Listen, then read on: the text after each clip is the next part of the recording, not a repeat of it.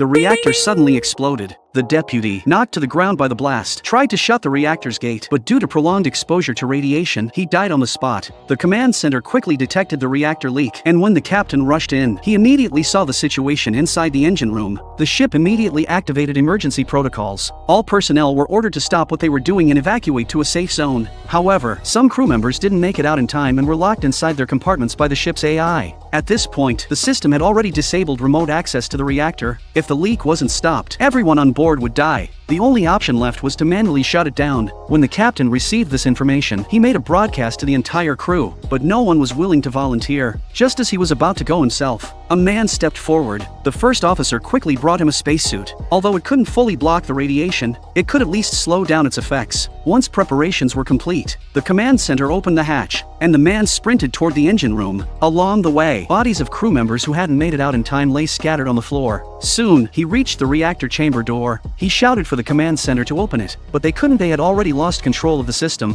With no other choice, the man removed his helmet and smashed the access control panel.